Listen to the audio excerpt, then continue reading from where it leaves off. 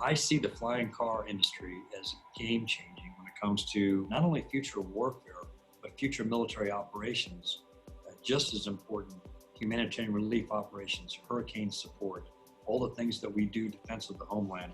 If you start thinking about these devices as nodes in a network, it fundamentally changes the game. Agility Prime is a program with a vision of world impact. By partnering today with stakeholders across industries and agencies, we can set up the United States for this aerospace phenomenon. Potential outcomes are rewarding and transformative with both military and commercial applications. I want to offer my congratulations to Dr. Roper and his team for achieving this revolutionary rapid contracting and prototyping method to bring industry and DoD together to develop this new exciting technology with both military and civilian applications. This technology will have great benefit to the needs that we have in Alaska and the Arctic, where conventional aircraft, vehicles, and vessels oftentimes can't operate. Agility Prime is part of our Defense Department's long history of turning futuristic ideas into reality. I'm proud that the federal government is investing in revolutionary ideas. Agility Prime is leading the way. This launch of Agility Prime is so exciting. This technology has the potential to make vertical flight more affordable and more widely available. And with the encouragement of the U.S. Air Force and the entire federal government, American companies employing American workers can gain a head start and win a fair share of this lucrative market. eVTOLs have the same agile, vertical takeoff and landing capability as helicopters, but are quieter and should cost much less to operate because of their electric motors. We are becoming a trusted innovation partner in commercial tech. I could not be prouder of this initiative. I could not be prouder of this team. And I am excited to see how quickly we can go to help commercialize this market for our nation so that our warfighters have options they don't have today, and our nation has an economic advantage far into the future. Innovation is a battlefield, and Agility Prime is just one way we're going to win it. Agility Prime seeks to ensure a global advantage in advanced logistics technology. Agility Prime can reduce the risk of adversarial commercial dominance resulting in military disadvantage.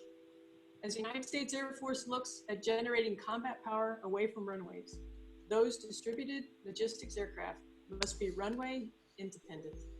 This new transformative capability is a promising opportunity to conduct that mission in an affordable and a scalable manner. Today we gather for Agility Prime to drive transportation innovation, lower barriers to entry, and expand our partnerships. We see a time when automation technologies make the requirements on the pilot much less. And we see flying as being accessible to a much wider range of people. And it's truly a great credit to Agility Prime. They could put on this virtual event with so many hometowns of the United States represented. You know, an industrial base is not really about just what a country can make. More than that, it's about the people who dream up what to make. And then, of course, those people who make it.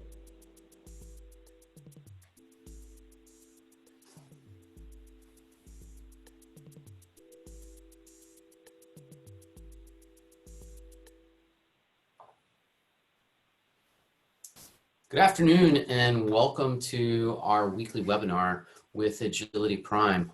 I have a lot of exciting things to go through this afternoon with some fantastic guests that we have here.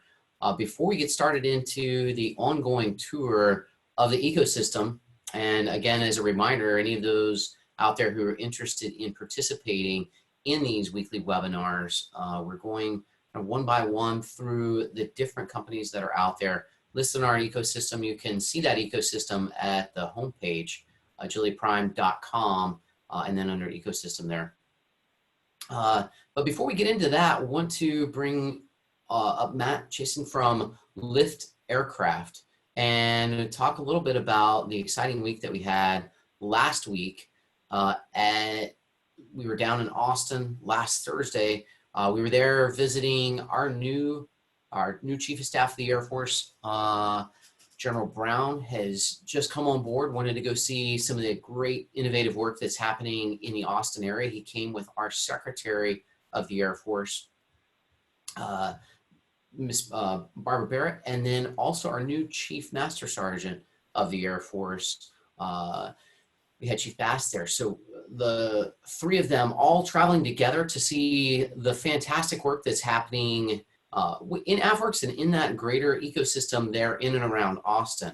One of the shining examples of that outstanding work is with Lift Aircraft. And so we had a chance last week to be joined by Matt and his team to see a demonstration of the Lift Hexa there at Camp Mabry. So that's the Guard organization with the Texas Guard there, just minutes from downtown Austin, where Matt not only brought the vehicle and has been leading this fantastic organization, but actually piloted the vehicle that day in the heat of the day and really showed the capability that is out there today, the capability that is accelerating quickly, and looking forward to having Matt talk a little bit about that flight, talk a little bit about Lift and where he's looking to go next with the fantastic team that he has. So Matt, thanks for taking the time on a Friday afternoon to join us. Thanks for hosting us last week and for the fantastic demonstration. And over to you. Thank you, Colonel Diller. It was such a pleasure when you invited us to do the demonstration here in Austin. Super excited to share with you all how that went. And I'll pull up a slide deck here. But, you know, it turned out that this was, I guess, the first eVTOL aircraft demonstration under Agility Prime. So we're super pleased and honored to have performed that. Hopefully this will have been something of a historic occasion. And I'm looking forward to seeing other eVTOL partners under Agility Prime do similar things. So I'll dive in here. Yeah, we wanted to showcase our Hexa aircraft to the key stakeholders, Colonel Diller and the new Secretary of the Air Force and Chief of Staff of the Air Force and others. We decided to do it at Camp Mabry, which is a really fantastic venue right in the heart of Austin and just along a major highway, MOPAC. And so it was by far the most public test flight that we've done. We've been doing test flights for about 2 years now in the Austin area, but mostly to the northwest at a small airport called Rusty Allen near Lago Vista. So it was fun. About a week before the demonstration flight, we started the process of moving our aircraft and our support systems there to Camp Mabry, handled all the logistics associated with that, worked with the team on figuring out where and how we could fly, went through the process of getting permission and having discussions with the FAA on flying our aircraft at Mabry. So come last Thursday, the day of the demonstration, it was wonderful to meet the secretary. I understand she's a pilot herself, and she just had the most wonderful questions and was so positive about Agility Prime and about eVTOL in general. So it was incredibly hot. I don't know how she kind of survived with that lovely pink jacket on. I think Colonel Diller also had a blazer on. You know, some of us native Texans know to wear shorts and short sleeves when it's 105 degrees out, but that's okay. You guys look good. You know, we showcased the aircraft to everyone in attendance, and then we undertook, you know, a short demonstration flight, a manned flight. I was the pilot, mainly because the pilot of our Hexa is the least skilled position that we have in our flight operations. I had a wonderful team supporting me. Our head of flight operations and another flight technician were working the ground station, which you can't see here, but is underneath this cover on the left. And Camp Mabry has this wonderful parade grounds, big open area. It was so wonderful to see all the old, they had many old military aircraft along the far side there, mounted sort of as statues. So it's great to see our new Hexa aircraft kind of juxtaposed with lots of old, you know, famous aircraft from the military. So, yeah, the flight went off mostly without a hitch. I would say we did have one failure, and that was of the 360 GoPro cam that we had on board. So unfortunately, we don't have a lot of great video footage. So I'm just going to show you some stills of the flight. But it was that hot. We think that camera shut down due to overheating. So this was quite also a real flight test for us to see if we can fly in really record heat in Texas in the summer. So that's a kind of a zoomed in view of me in the cockpit there. You know, our flight profile for the demo was to keep it, you know, within our initial flight envelope. So we kept it below about 30 or 40 feet AGL. And I just demonstrated some basic maneuvers. So kind of did a takeoff, roll right, roll left, showed off our yaw capability, and traversed the field a number of times. So it was, like I said, super fun. It's always fun to fly any vertical lift aircraft, but it's especially fun to fly this new type. And it just goes to show kind of how simple it can be to fly. I don't have traditional rotorcraft flying experience. I am a private pilot, but none of that skill is needed. Like I said, the pilot in our situation is the least skilled member of the team. Our ground station folks really are the experts in interpreting the telemetry, seeing what the aircraft is doing, and undertaking any sort of emergency procedures that might be needed. So it was a huge honor. I'd love to, if anyone has any questions, happy to share more information. I think that one of the things that's important to remember here, you know, was a, you know, quick little flight, demonstration flight. But when you think about the things that have to come together to put this, you know, the secretary, the chief, the Air Force leadership was not really building their schedule around Matt's team and around what Lyft can do. And it was a target of opportunity. I think showing really the maturity that, you know, 1 year, the work that was done, getting all the clearances to be able to fly in that location, obviously building the aircraft that's there, but also building aircraft that has reliability to, in a less than ideal time of day, there had been enough work that showed that maturity. The vehicle's ready. And this is just one of many steps along that path to maturity, and being able to, again, bring this technology to a wider audience, not just demos, but eventually getting to flights for more people, we hope very soon. So Matt, can you talk about a little bit what you see in terms of next steps going forward for Lyft? Yeah, absolutely. Yeah, we were able to pull this off on short notice because, we are so far into our flight test program already. So we were highly confident that things were going to go well, and flying with such an important audience, something we're comfortable with. But that's only after almost 2 years of flight testing, 18 months already of piloted flight testing. We have, I think, more than 500 kind of individual test flights, and around 10 hours, I think a bit over 10 hours in cumulative flight time.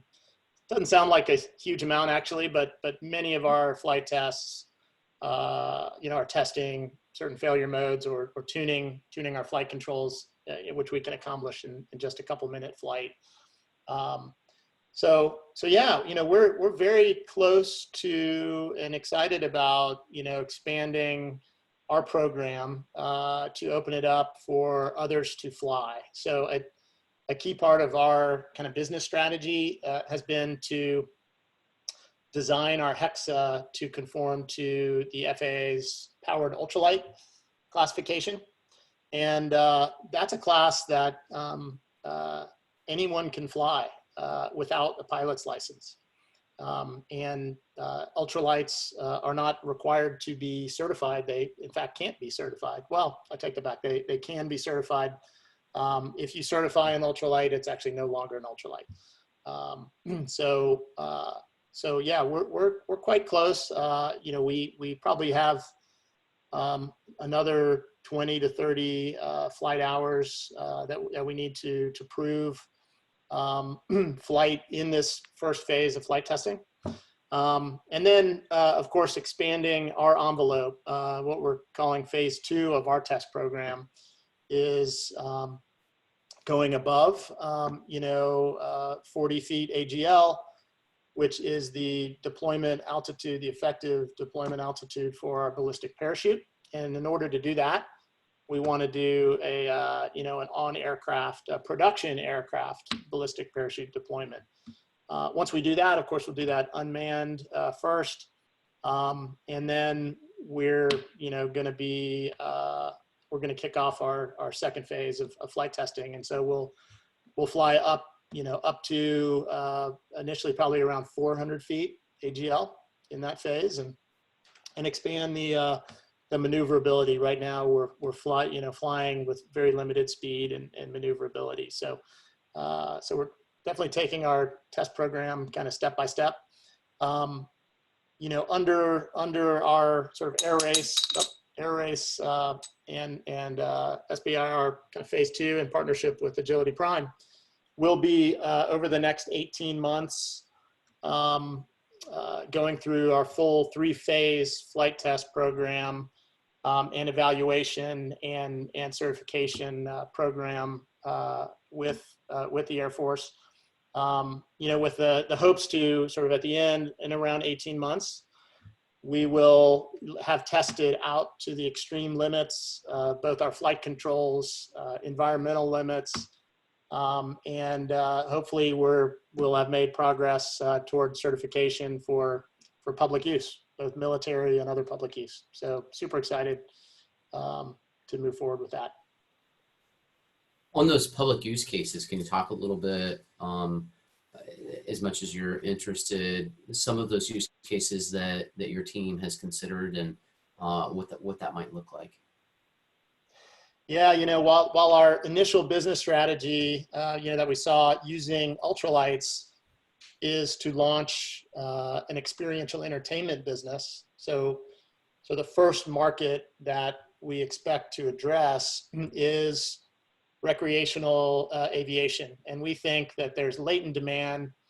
Lots of people want to fly, especially flying in a drone, right? A VTOL rotorcraft that otherwise historically has taken, tens of thousands of dollars, hundreds of hours in flight training, and requires an incredible investment in time and money, and requires a lot of skill to fly.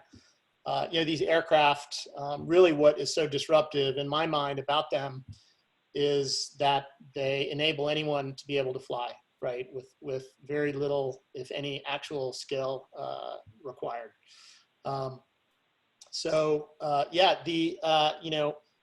Ultralights, as really any aircraft, are also allowed to be used by federal, state, and local governments.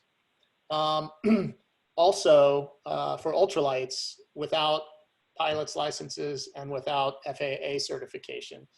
Now, different public agencies like the Air Force and the DoD have their own airworthiness certification process.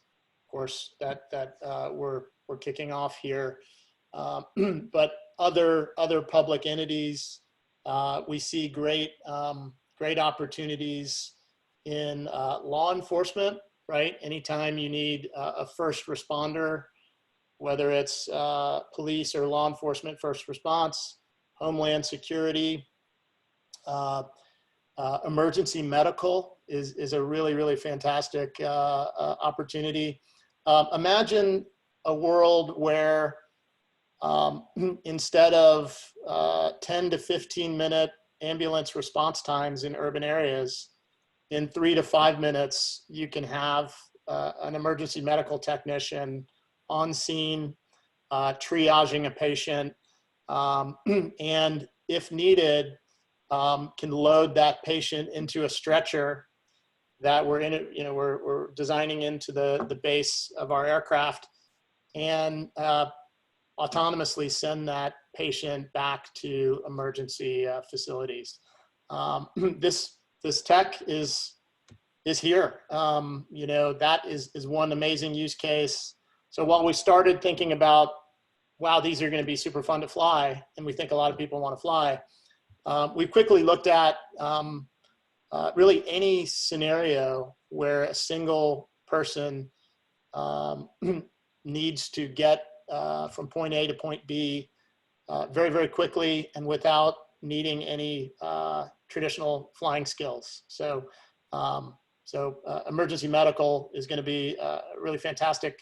Our aircraft is amphibious, as you can tell. There's 6 kind of perimeter floats and a large central float.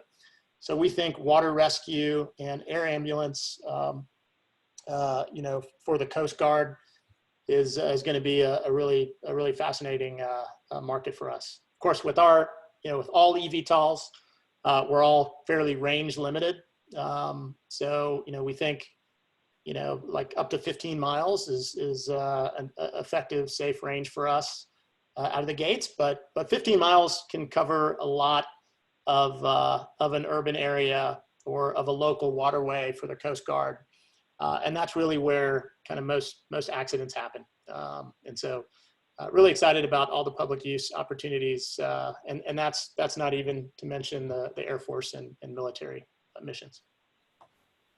Super, thanks for that. Yeah, I think those, as you know, we've talked about, opportunity for crossover between those missions. Can you talk just a little bit as well, part of what we see here is the ability to partner on the commercial side. If someone wants to go start flying with you soon, how soon would that be? What does that look like? Where would they go if they want to buy their ticket to fly?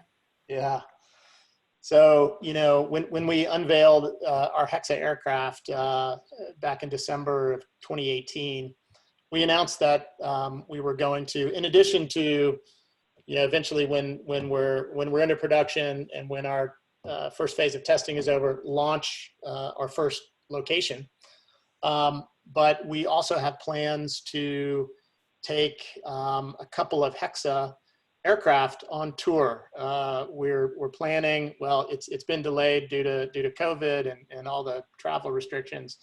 But we're planning a 25 city tour, and we have over 15,000 people, none of which are required to have a pilot's license. Although we actually have many really interested pilots, and the drone enthusiast community are big early adopters as well. But we have wait lists for flying in those cities.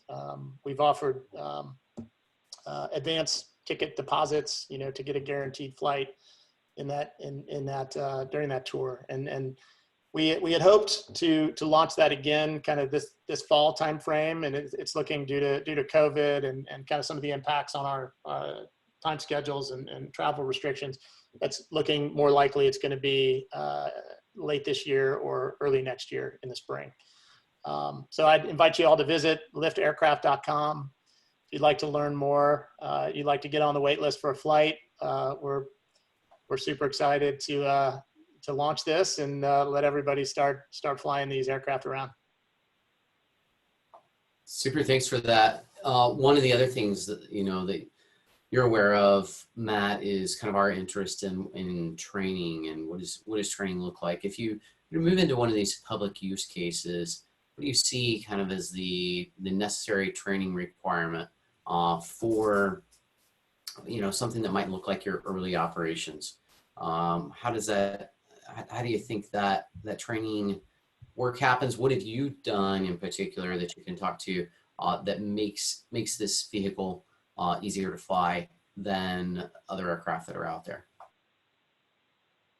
Yeah, great question. So, fundamentally, these aircraft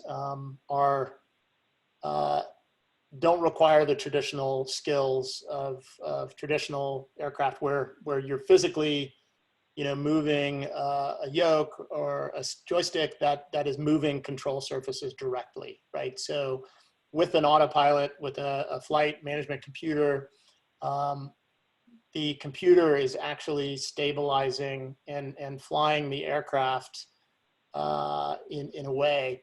And what you're providing as the pilot, is often referred to as like simplified vehicle operation, right? If you want to move forward, you simply press the joystick forward. If you want to bank left or right, you simply bank left or right. Yaw is a simple twist of a index finger wheel on the back of the joystick. Although we're implementing an automatic yaw feature, so we don't even want people to have to think about how to coordinate turns, for example. So really fascinating stuff. It's going to make flying really simple. And in order to train folks before they actually get in our aircraft and fly, we're developing flight simulators, right? So kind of replica cockpits of our aircraft with the same joystick and the same flight controls, but they'll be flying in virtual reality. So we have a training program first that walks you through just the fundamentals of what's happening. You don't need to know the physics behind kind of multi-rotor flight control, but we show you a little bit anyway. And then we show you, how to do basic maneuvering. Now, no matter what you do with the joystick, we limit you from flying out of boundaries or geofences that we put in place. We prevent you from flying into obstacles that we have already geospatially mapped in the flight areas. When we open, we're going to use photogrammetry to model the whole area. So any, in this picture, for example, if I took off and tried to fly into those trees or into that power pole or those power lines in the back, the aircraft, no matter what I did, would not let me do that. So our goal is to really make it so that the pilot, almost no matter what they do, and part of our testing will be getting in the aircraft and really trying to do things that would otherwise hurt us, and making sure that the aircraft prevents that from happening. And then, of course, probably the most important part of training is going to be emergency procedures, right? In the event of an emergency, we have a ballistic parachute on board. There can be accidents, of course. In the event of an accident, people need to be trained how to quickly get out of our cockpit, of course, without doors and kind of semi-open. That's quite easy for us. but also, any other sort of emergency procedures that folks need to know. For water operations, obviously, what to do if you land on water, or in the event of a capsize, in the event of a battery fire. Of course, part of our design keeps any sort of thermal runaways away from the pilot. It's a pretty unique safety feature that we have. But if there is any motor failure or battery failure, folks need to be trained what to do in that case. So that's a large part of our training. Super. Well, Matt, thanks again so much. That safety perspective, there are some questions over in the chat of, how many motors can you lose? Things about the batteries. You've obviously had a team there that's put a lot of thought into safety. Obviously, more work that you'll be doing as you're going through that airworthiness process across the board to kind of validate some of those things. But fascinating to see how quickly you've moved forward. Thanks for spending the time with us this afternoon. And again, thanks for putting together the flight down in Austin. We look forward to hearing about your ongoing successes here. It was our pleasure. The first of many more to come. I can't wait for you to fly, Colonel Diller. Probably won't be too long. All right. Yeah, absolutely. Looking forward to it. Try to put these wings to use again someday. Super. All right. Thanks, Matt. Sterling, I know we've got several other folks that are on here as we make our tour through the various parts of our ecosystem, looking at companies like Lyft and several of the others that are out there. So over to you to introduce the fantastic panel that we've got for today. Yeah, sure. Thanks, Colonel Diller. Today we have a great lineup of folks from around the ecosystem. We're going to get started with Andy Thurling, the CTO of New Air, to speak on an FAA designated UAS test site they have there in New York. And we're going to go over to David Edstadt from Vertigo Aero, speaking on their electric and hybrid propulsion system they've been developing. Going on next to Mr. David Leach, the Director of Business Development at Advanced Thermoplastic Composites, speaking on thermoplastic composite structures.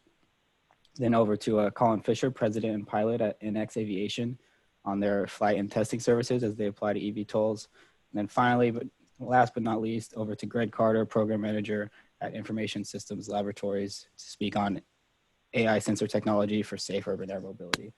So we'll get started with Andy Thurling. Over to you, Andy. Oh, thanks, Sterling. Let me see if I can go ahead and share my charts here. So you guys are probably wondering, what's a UAS test site doing briefing the Agility Prime ecosystem? Well, I just wanted to start off to answer that question with a couple of my favorite quotes. One of them from Wes Ryan, talking about bringing the aviation attitude to Silicon Valley. So I think we've got not only aviation attitude, but aviation experience. And also Greg Bowles of Joby, talking about biggest pitfalls to certifying these vehicles is that people make the assumption that the new technology fits the old rules, and that just doesn't end up working out. So, our work in UAS actually helps us understand the challenges from airworthiness, automation, things of that nature, which are going to be very challenging to the Agility Prime. And our experience in aviation, I think, is going to be able to help us kind of smooth the rough edges off of some of these entrants before they go into the major range and test facilities. Having come out of that military flight test background, I can tell you that when you get there, you're expected to execute. Canceling because things don't work is poor form. So we can help you get to the point where you're able to do that execution and able to go out there and wow the government with your abilities. So we have an experienced staff and crew. Our acting CEO, Tony Basil, former commander of the 174th, was the boys from Syracuse, F-16s, still the boys from Syracuse, but flying MQ-9s now. My background is Air Force Eagle guy and then test pilot, and then turned over to the dark side and went to unmanned stuff. We have Dave Whitaker, long long-term veteran of the aerospace industry, and John Daniels, long-term veteran of military rotorcraft and a real old school UAS guy to boot. And Gripper's still teaching at the 174th as our chief of safety. He's actually a fighter weapons school guy, so we got a test pilot and a fighter weapons school patch wearers on the staff. So a lot of experience. The Griffiths Tech Park is, the name sounds familiar. It's because it was Griffiths Air Force Base. Used to have B-52s there. Now it's a very successful tech park with actually more people working on the base now than it was when it was a SAC base. So good news from an economic development perspective. The fact that it was a SAC base gives us a lot of infrastructure. We have a SAC-sized airport with a SAC-sized runway with a contract tower and a lot of hangar facilities. So B-52 and KC-135 sized hangar facilities. So basically anything you can think of at a major airport, we got.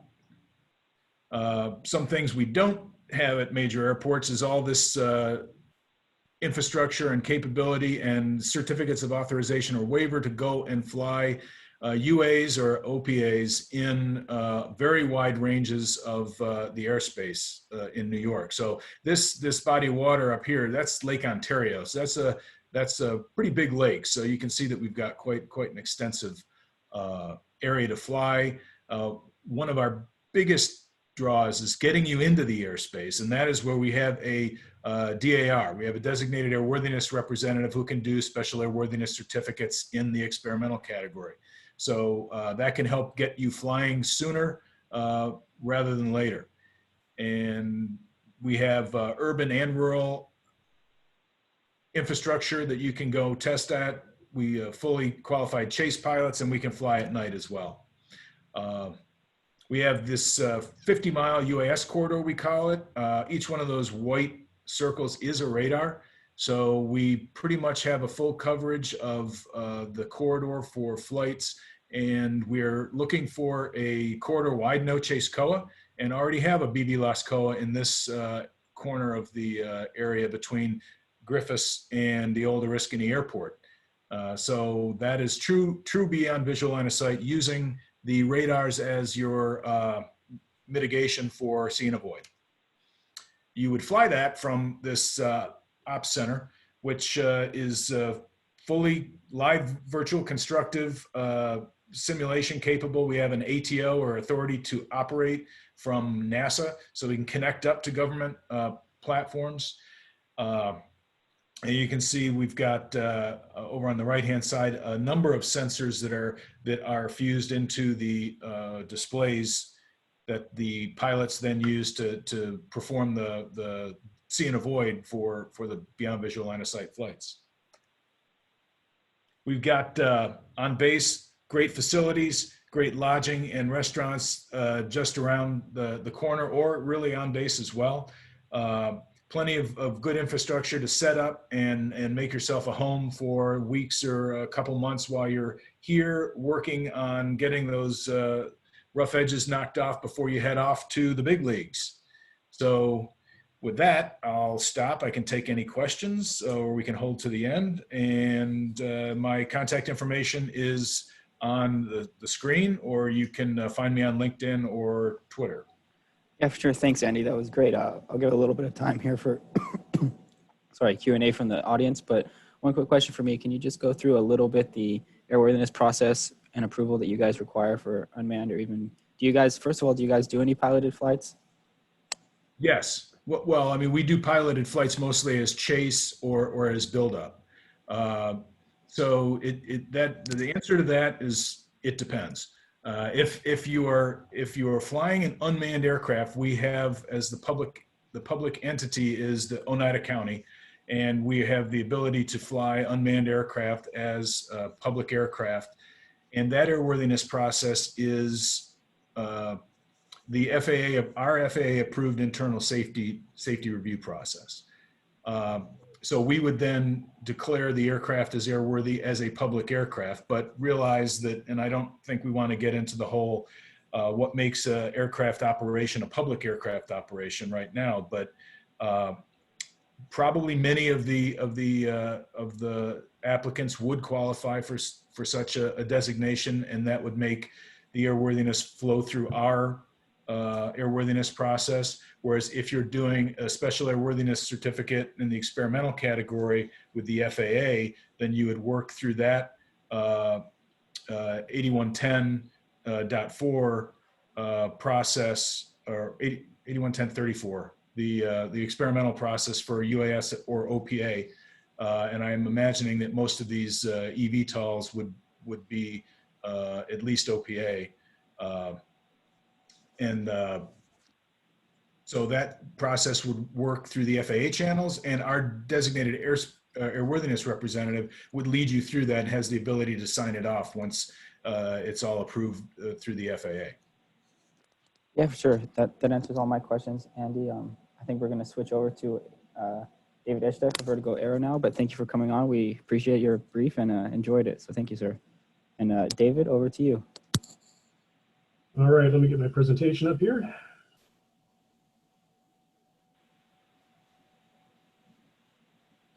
Are we full screen? There we go.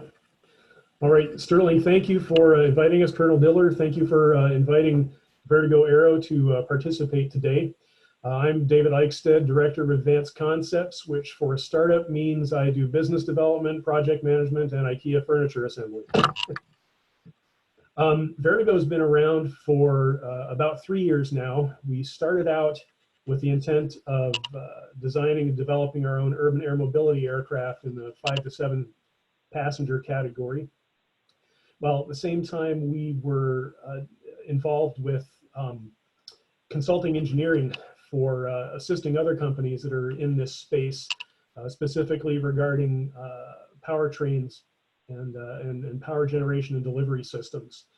About a year into that effort, we looked around and realized that there were a couple hundred other people going after that same element, while at the same time realizing we had developed some pretty unique analysis tools in the powertrain architecture space. And so at that point, we made the pivot and decided that we would cease development of the aircraft and become purely a propulsion company. So that's what we are now. We're focusing on hybrids and batteries, and today I'm going to talk about the hybrid side of things. Before moving on, I will say we started out intending for this vehicle to be battery electric.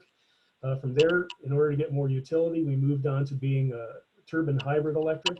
And then after working with those for a while and taking a look at what diesel hybrids have the potential for, we decided to move in that direction. And I'll talk a little bit more about that later. So the principals are in Vertigo. The founders are Eric Lindbergh, who is the grandson of Charles Lindbergh. Eric in his own right is an aerospace industry visionary kind of a person, and he's a really neat guy. Eric Barch is our CEO. He has a pretty good amount of general management experience as well as electric aircraft experience working for Unique Electric Aviation in Shanghai, where he led development, flight test, and certification of an E-Spider aircraft. Dr. Pat Anderson is our CTO. He is a professor at Embry-Riddle in Florida, and he led the team that developed and flew the world's first parallel hybrid aircraft in 2011. We have a couple of strategic partners. One that you're probably most familiar with is Continental Aerospace Technologies, more known as Continental Aircraft Engines. We're proud to be working with them to develop their diesel cycle jet fuel burning piston engines as the power source for our hybrid units.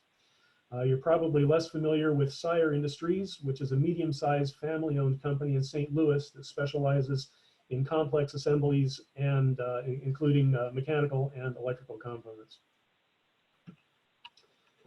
So to look at the parts of the powertrain that Vertigo is involved in, if you take a look at the items circled in red, these are the motors, the motor controllers, the propellers, the fan units. These are all the downstream elements in the architecture, in the powertrain. These are the consumers of the energy that's stored and delivered. If you look in the green, those are what we call the upstream sections. Those are the engines, the generators, the batteries, power distribution elements, all of the stuff that's involved with storing energy and delivering power to the downstream elements. The upstream side is where Vertigo is focusing. So we asked, why would we go hybrid when we started out as battery electric? Well, let's start with, why do you go electric in the first place? You're looking for efficiency, lower emissions, lower noise, and lower cost. Now, those benefits are really only useful if you have enough power to deliver useful and safe missions, which means it's operational utility that we're after, especially when you're thinking about, say, the air taxi market. This means range and endurance, and beneficial con-ops regarding, how many flights can you make before you have to refuel, and what surrounds refueling. Are you recharging? Are you swapping batteries? Or are you just filling up the gas tank? So this is a slide was given to us, has some animations there. I'm not going to read all the details, but there's some reasons that we switched from the turbine hybrid approach to the diesel piston hybrid approach.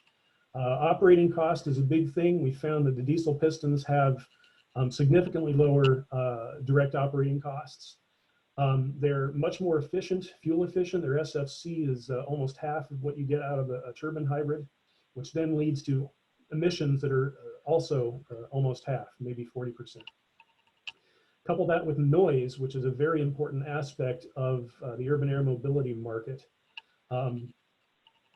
It's a lot easier to get the noise down on a diesel piston as compared to a turbine exhaust.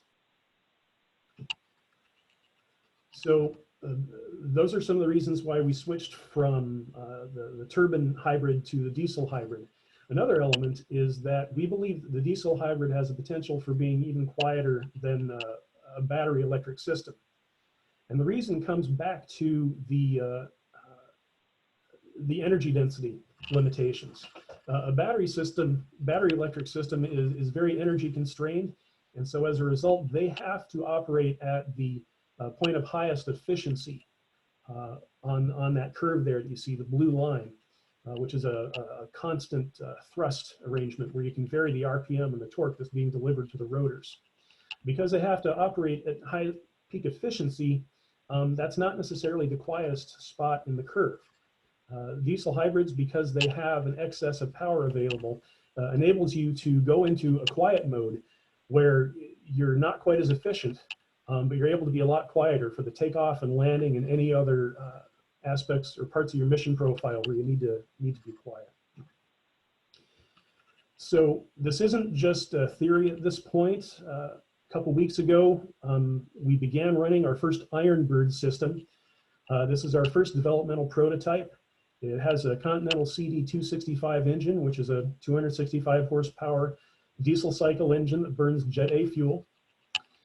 It's a modular system that is sized such that a single core, power core based on this setup will work for a smaller vehicle in, say, the 1 to 2 person personal air vehicle category, or maybe a resupply drone.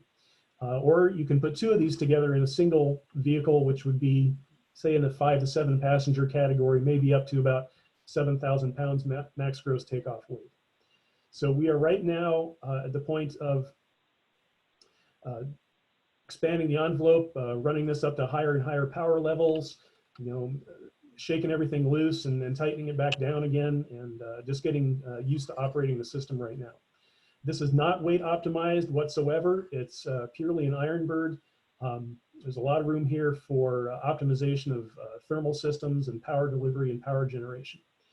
Once we do the optimization, we believe our system will get down to around just over 600 pounds for the single generator core, which will be putting out about 180 to 185 kilowatts. And with a system burst power of up to 0.5 megawatt, depending upon what kind of batteries you have installed. So why do we go electric? It's for efficiency, emissions, noise, and cost. Why do you go hybrid? You go hybrid to get the operational utility out of the system. Why do we go diesel hybrid? Well, you go diesel hybrid because if your benefits for electricity are efficiency, emissions, noise, and cost, the turbine hybrid solution really kind of goes in the opposite direction when you're looking at cost and efficiency and noise.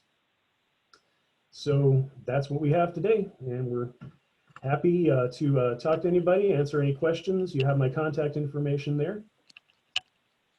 Yeah, for sure. Thanks, David. Thank you for letting us talk.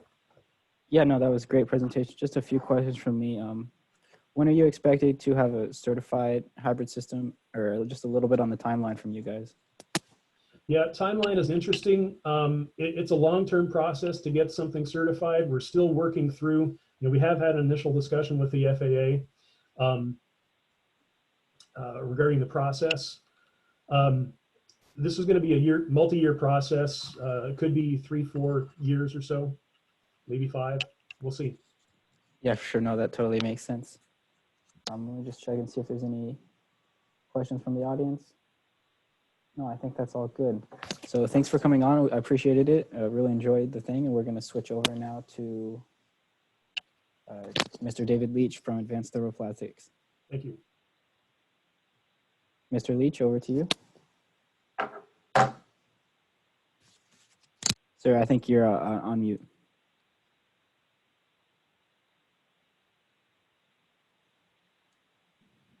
Yeah, thanks. Didn't realize I was on mute, but that's obviously a good thing.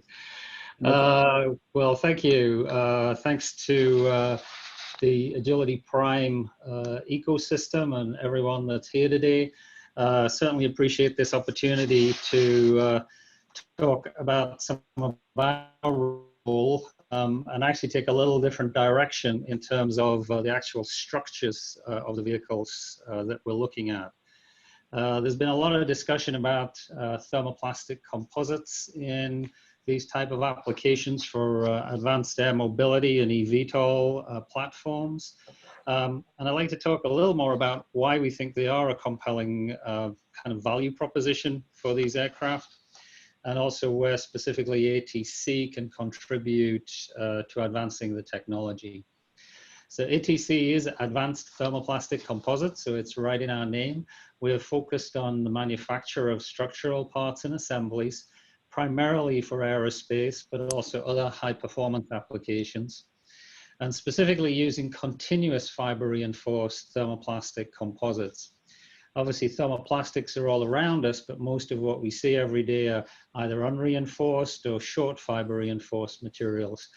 We're really talking about a different class of materials here with highly reinforced continuous fibers, 60% by volume. So in that sense, they're equivalent to many of the carbon fiber, for instance, epoxy systems that are used in aircraft structure, both military and commercial aircraft. So they have similar stiffness and strength, but also with very high performance thermoplastic polymers, which give high temperature performance and other benefits. So just to talk about kind of why thermoplastic composites in applications like this, we're always talking about a trade-off of weight, performance, cost, and also manufacturing rate. And of course, those aspects all interact with one another. Obviously, in all these vehicles, there's a big driver for lightweight. And so that drives you to composites. You know, typically they give you about a 40% weight reduction compared to aluminum. But sort of why specifically thermoplastics? Well, they have very high performance. Thermoplastics are intrinsically very tough materials, so they have very good durability, damage resistance. And also the polymers that we're looking at here also have very good flammability resistance and fluid resistance. A couple of the big drivers, they're really about the cost and the rate.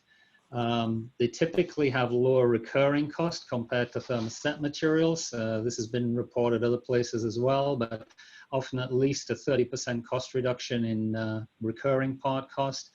And a lot of that comes because you can manufacture these parts very quickly. We heat the thermoplastic material up to its melt temperature, form it quickly, and then cool it down. So the fabrication takes place in a matter of minutes. There are other benefits as well, like you don't have to refrigerate these materials and there's no shelf life or out time.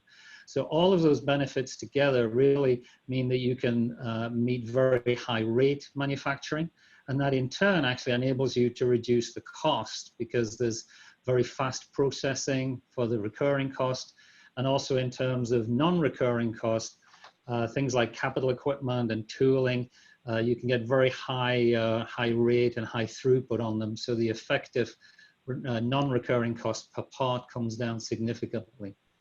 Also, looking out to the future, end-of-life recyclability is important, and also they're intrinsically kind of green materials in terms of we don't have kind of solvents or other emissions related to thermoplastics.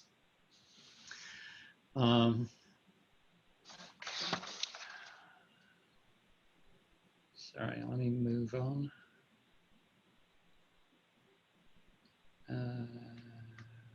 Okay, sorry, my PowerPoint seems to have frozen. No problem, sir. If you wanna try restarting your share, or yeah, let me.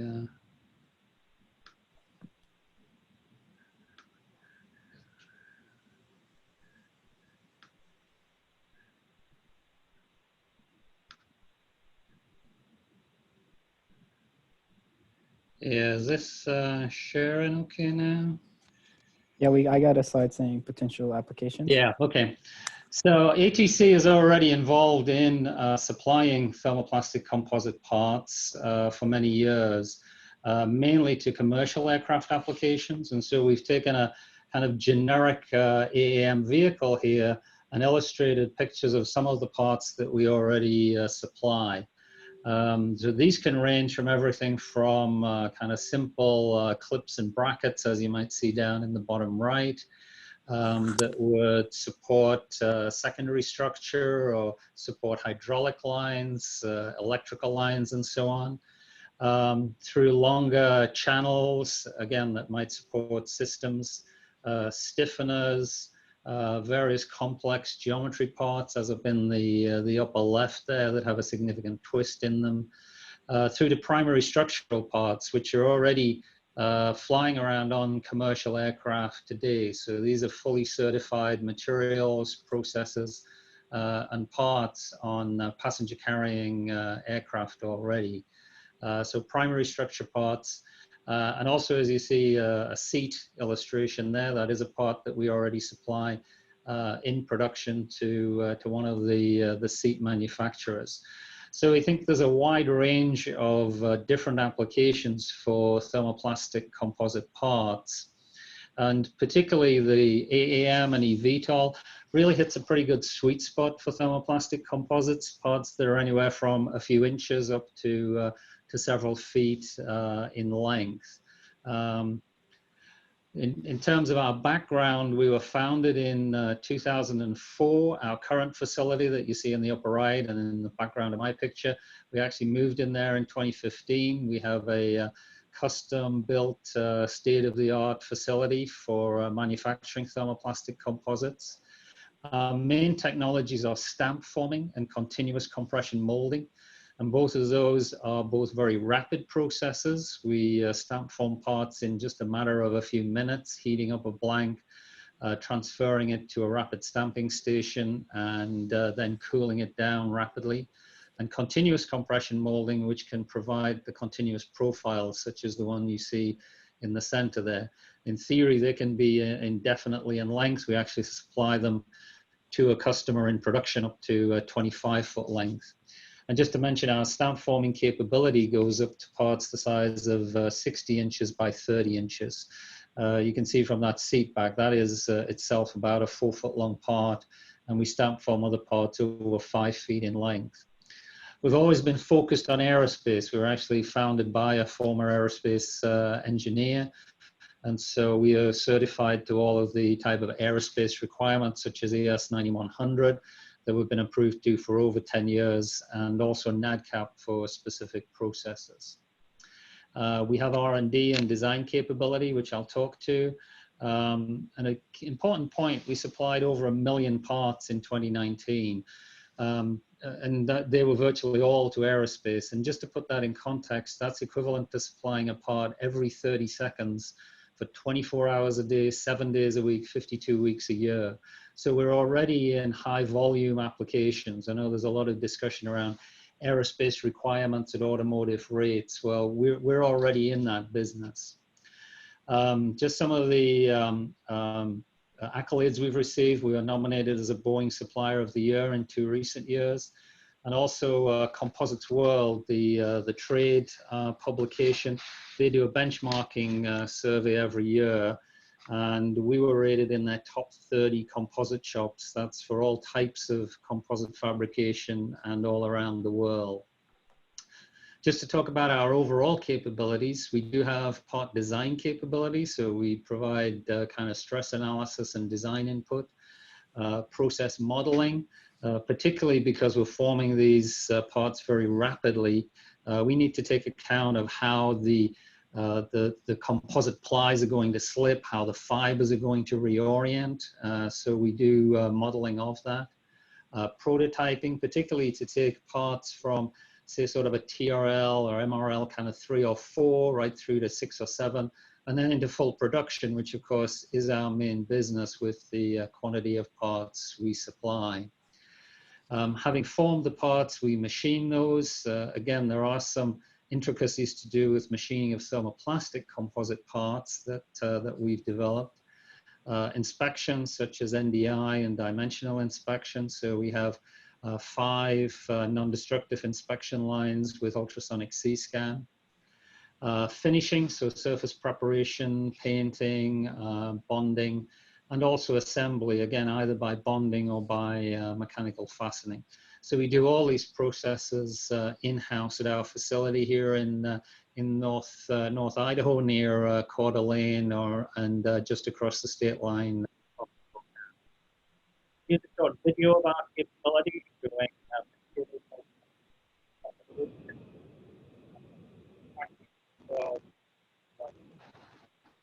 of laminate, stamp forming processes, rapid forming from the blank, finished part machining, and then also inspection activities. It's one of our C-scan machines. We have a test lab in-house, dimensional inspection, automated edge feel of carbon fiber part, and then painting and finishing into our finished goods and an overview of our facility.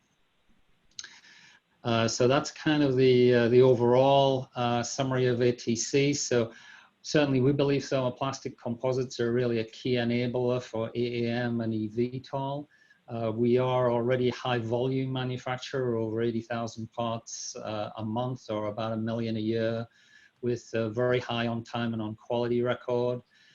We've really been very involved in advancing the technology, so particularly taking new parts that might come to us either as a brand new part or something that's existing in thermoset or metals and converting it over to thermoplastic composites. And we have a really state-of-the-art facility with open equipment and capacity and an experienced team. And so we believe these materials are very well positioned to meet that goal of aerospace requirements at automotive rates. So here's my contact information. I'm happy to answer any questions. Yeah, for sure. Thanks, David. So one question from the audience from Mr. Dana Dimpson. Can you speak a little bit on the methods for bonding and welding of thermoplastic composites? Yeah, sure. A couple of different areas there. Certainly for bonding, most bonding is done with kind of traditional type of adhesive, like epoxy adhesives, either film or 2-part epoxies. And the key there is really the surface preparation. Many of the thermoplastic polymers we're using, they're very resistant to different environments and solvents, but by the same token, the surface prep of those materials is key to sort of activate the surface. So you can certainly do traditional sort of grit blasting as you would with many other materials, but we've also developed surface prep techniques in-house and with various collaborators to really provide a much more activated surface. In terms of welding, of course, that is one of the really big opportunities with thermoplastic composites.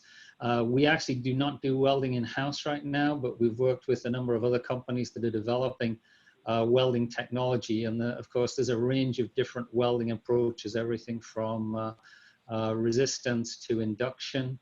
And so we've done various kind of R&D programs.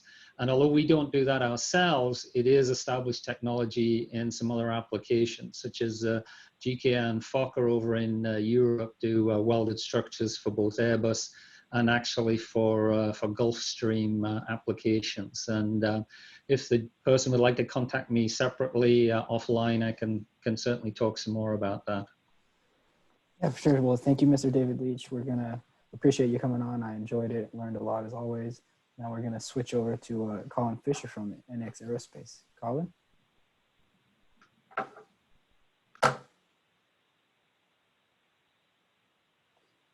Mr. Fisher, you there?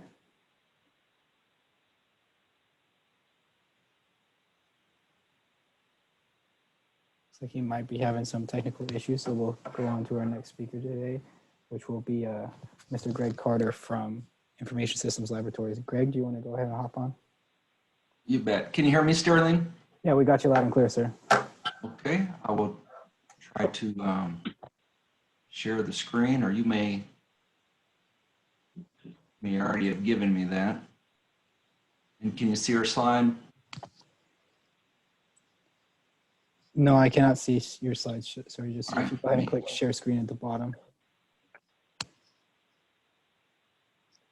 There it is.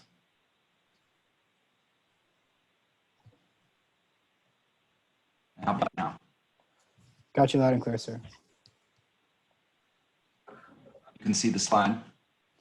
Yes, sir. Okay. All right, good afternoon, everybody. Thanks, Colonel Dillard, for setting up the event, giving us this opportunity. I'm joined by Dr. Brian Watson. He's a CTO for our Research Development Engineering Division. And since the early part of Agility Prime first showcase, we're enabling technology. And I just have a very short presentation. It's actually one slide just to introduce our company, our capability, and our concept to bring to bear here for the orbs or the flying cars. So our abstract is along the line of that sensor technology that will enable the safe takeoff and landing and nav and sense and avoid is going to be very paramount for safe flight. And we're proposing an artificial intelligence RF radar system that can be all-weather, lightweight, very cost-effective. Information Systems Laboratory, or ISL, is over a 30-year-old small business, employee-owned. Been in the RF advanced technology for almost all of those years. Our relative most recent work is in cognitive radar, deep learning ISR, done some work in detect and track of swarming UAS, brownout landing type technology as well. So we have quite a renowned staff that a lot of like EE PhDs that are very involved in the very cutting edge of RF and radar. So I've mentioned some of that capability. Related to the capability is some tools. We actually have two commercially available tools. One is a very high fidelity physics-based RF modeling simulation tool. The other is a hardware in the loop tool. That one you could think of putting on virtual reality goggles to an RF or radar sensor suite and then be able to take it flying at the highest of fidelity. Both of those can generate extreme amounts of volumes of training data, which are going to be very critical to training of deep learning networks. Technical merit of what we're pushing is leveraging COTS, our commercial M&S tools. We're planning on complementing the existing air and ground-based sensitive void systems that are out there. And the technology related has been de-risked for the most part, in the automotive industry. Automotive industry for autonomous vehicles is using a little different suite than heavily RF right now. That could change, but we think it will definitely change in the flying car environment because of the size, the speed, the urban buildings, towers, power lines type activity that they will engage. For commercialization, as most on this webinar know, there's just a huge projection of market capability. So we're kind of looking at our opportunity here as multi-pronged. One, we're leveraging existing SIBR. We have about 4 SIBR projects related to deep learning right now and an STTR. So we're going to leverage that to continue to move our concepts and technology forward. We could be a provider to those making the flying cars, but we also could be a provider of our tools for those making the cars or government entities or test facilities or test sites. So we're excited to be involved. My next slide here is just our contact information, and we can field some questions if there are any. Yeah, for sure. Thanks, Greg. I appreciate you coming on. Let me see if there's any questions from the audience here. I know we were waiting for Colin to hop on. I don't know if he was able to now. Colin, can you hear us now?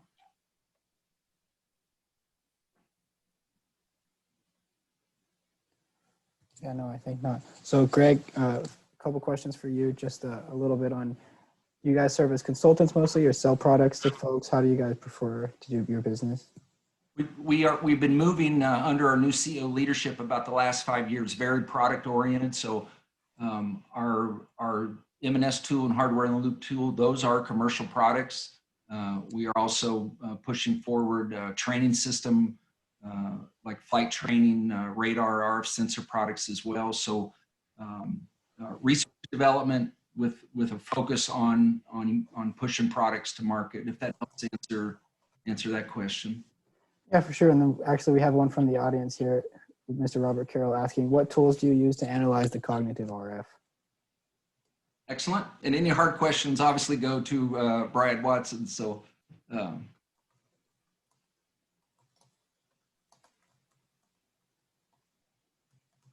Brian, did you hear that question?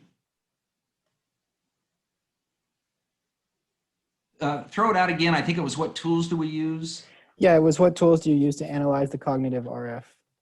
I think your associate might be on mute. To analyze cognitive RF. So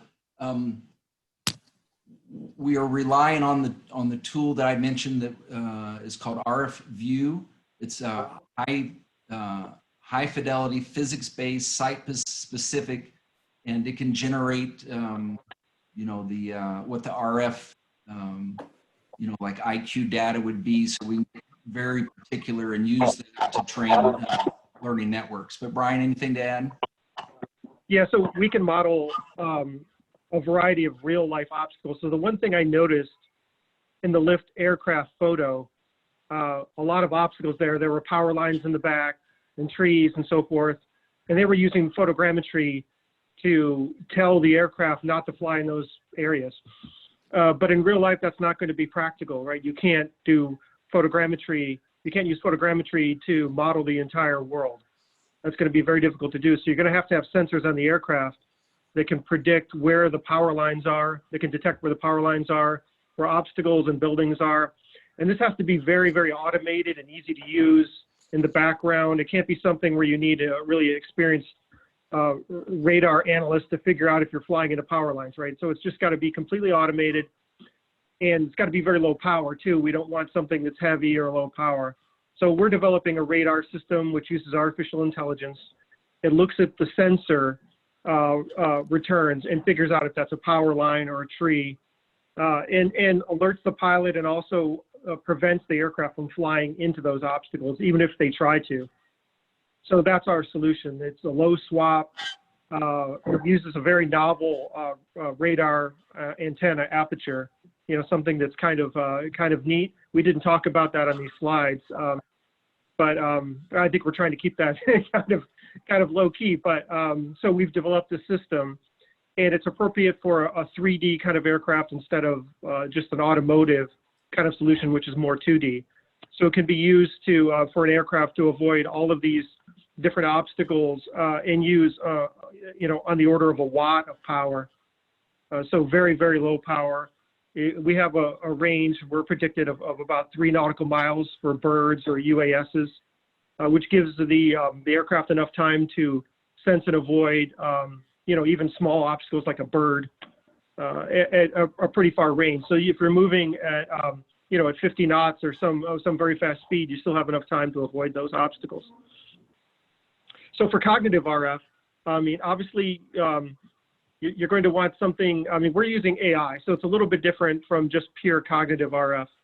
But we're using an intelligent system that detects obstacles and warns the pilot in the system, right?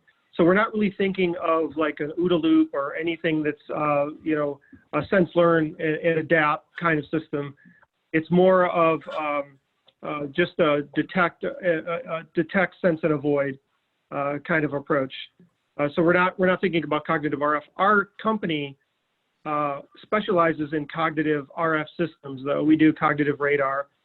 And for that, we have developed a way using RFU and another product called Artemis, which is a hardware-in-the-loop system, where we can actually convince the radar that it's flying. So in other words, we're feeding in returns. So we have a simulated environment, and we feed the returns into the radar, and the radar doesn't know that it's not flying. So the radar gets the, you know, so it sends out pulses and it gets returns with picosecond accuracy. And the radar just, you know, basically compiles its data as though it were flying. It doesn't know the difference. So we use these systems in a loop to simulate a radar on any aircraft. And we're doing that right now for a military program. But you could use this for sense and avoid, you know, to actually test the radar system in the laboratory. You have a simulated environment with trees and power lines and other aircraft, and you actually run the radar as though it were flying, and you generate realistic returns in real time, and you can test your radar system that way. And you could emulate a cognitive system that way if you had something more complex than what we're doing. If you had a cognitive approach, you could have all kinds of things happening in the background in your environment and adaptively change your approach depending on what you see.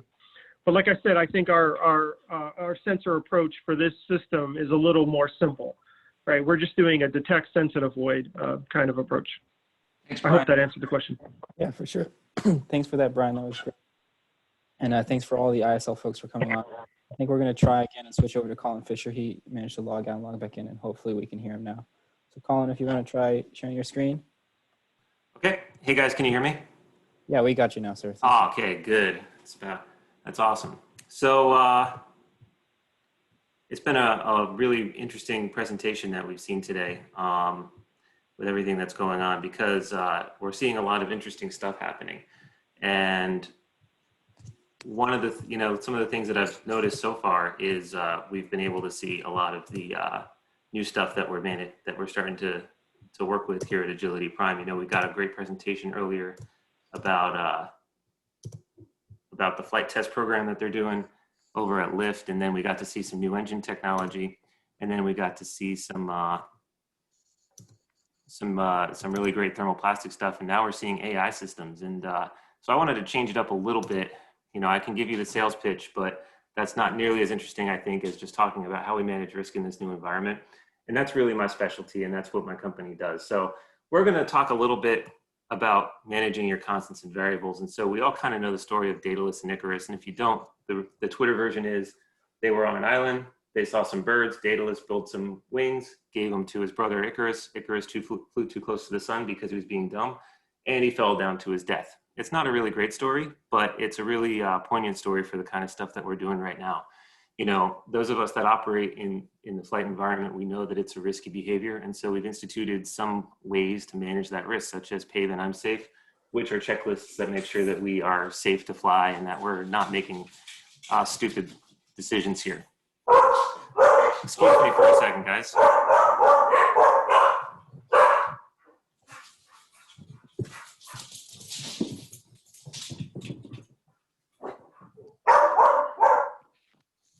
I apologize for that. I'm at home today. I've been on the road for 2 weeks, so I'm spending some time with my family.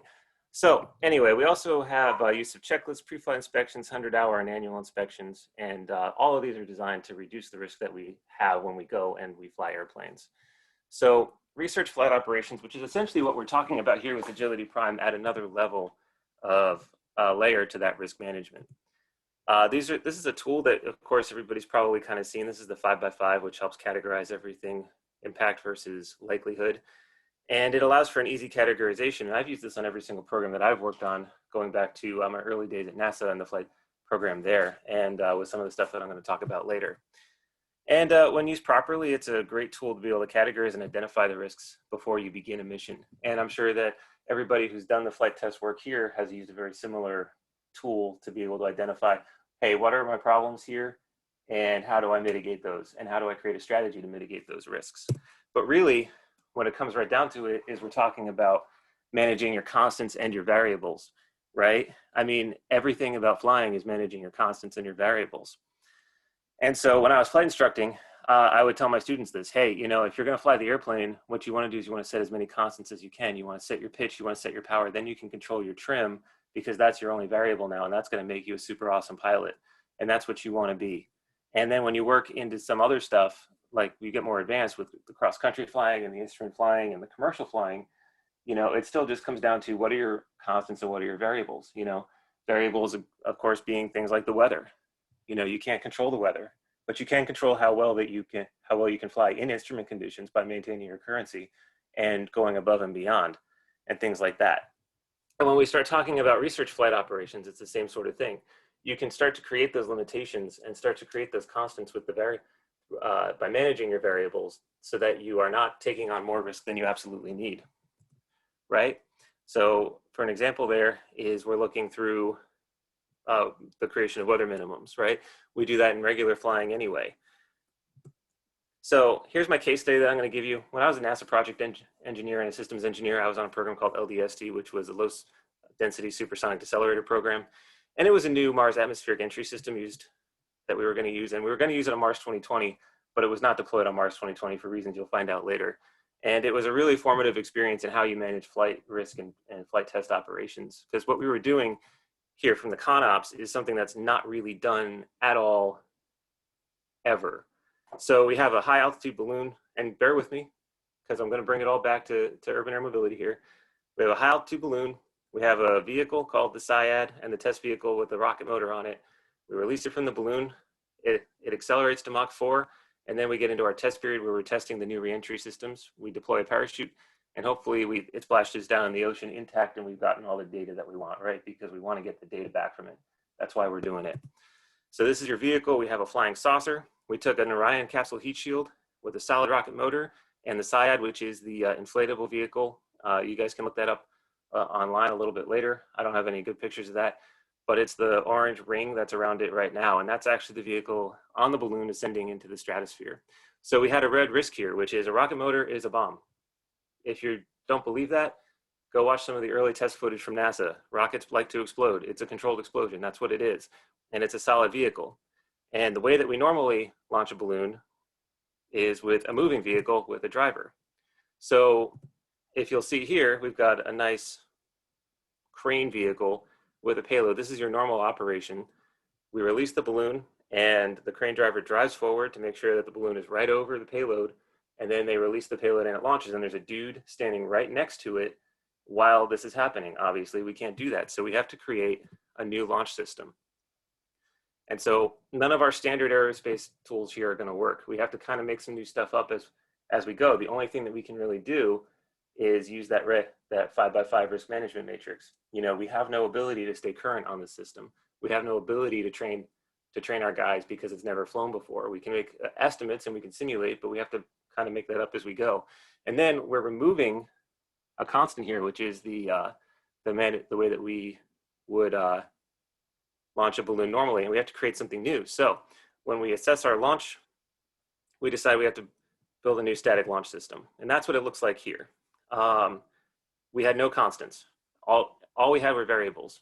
So we needed to develop a new way for us to, we needed to take this new way of launching and really push it into push it forward and turn it into a constant. That's what we had to do.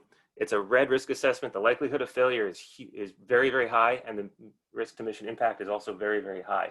Because if we can't get this vehicle into the sky, then there's no point of doing the mission. So we chair flew and we rehearsed the procedures. And then we took multiple launches. And I wasn't a balloon provider, but I was a flight test provider on this.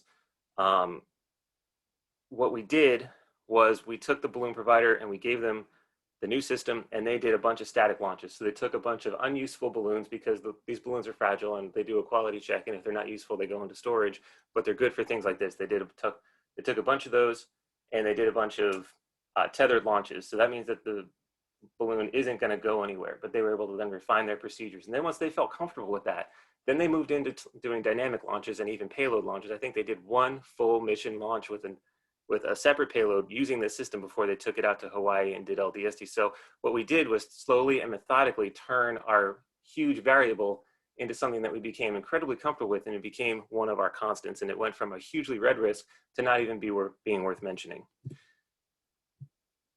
Let's go to the next slide. So that was how we managed risk on that program. That was one of many risks that we had to manage on that program. And the great news is we got it. We did 2 test flights. The air vehicle got to its altitude every single time. We deployed it. The rocket motor fired, and it went off and shot off and hit Mach 4. The SIAD, the thing that we were actually testing, deployed every single time, but the parachute, which was the one thing that we expected to work 100% of the time because we have a lot of knowledge on parachute technology, it ripped in both cases. So the lesson here is take nothing for granted, right? You can make the assumption, and it's a reasonable assumption, that something that you've flown 1,000 times is going to work before, but that's probably where you have to learn from Icarus and say, hey man, maybe we're flying too close to the sun on this one. Maybe we need to actually run some tests. And to the team's credit, I was off the team at this point. I was actually Advanced Air Force Base flying T6s for the second round. But, you know, they went back and they looked at the parachute data, and they couldn't find any reason why the first parachute failed except for maybe manufacturing difficulty. But when it happens twice on 2 test flights, you know that that's not the case. So the program, they took a step back. They're trying to figure out how to make the parachute work. And then hopefully we get to go back and play a little bit later on with similar technology. But that's largely why it was not deployed on Mars 2020, was because we weren't able to get enough test data out of it.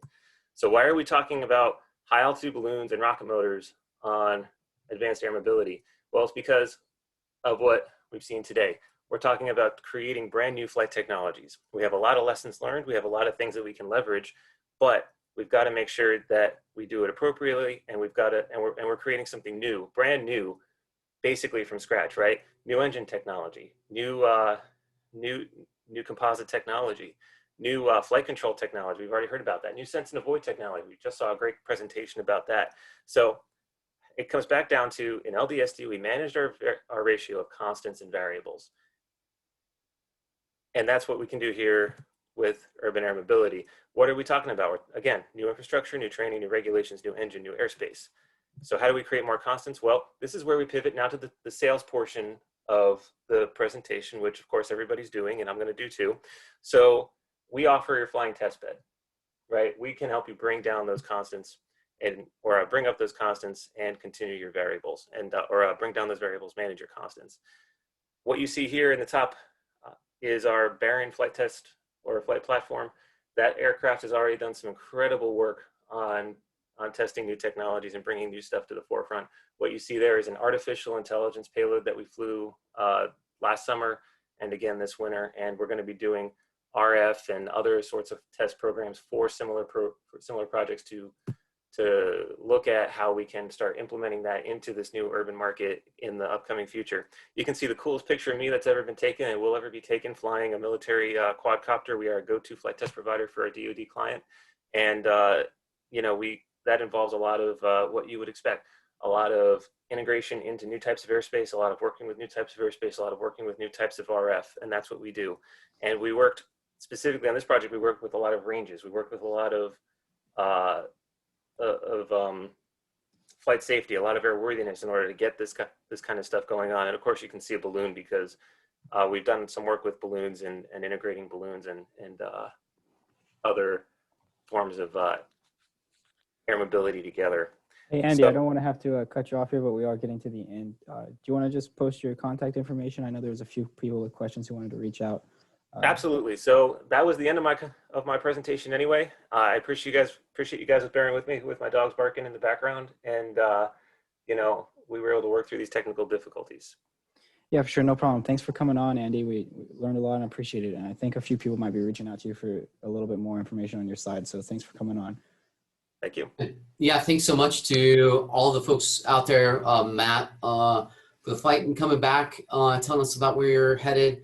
The Vertigo team, the propulsion pieces of this and the opportunity there is really fascinating. Obviously, these thermoplastics and the composite structures, being able to do that at scale that we're looking for in this market is fantastic. The artificial intelligence sensors, as we look into a future where we're eventually trying to fly these vehicles without a pilot, that is going to be a critical capability. And then last, as we're doing all that, the fantastic test services that were talked about here in the test sites, extremely helpful as we think about developing this ecosystem, as we continue to move this market forward. So we appreciate everyone joining us here. We look forward to the rest of our ecosystem as we continue to look across that ecosystem, and hope everyone has a great weekend. Take care. Goodbye.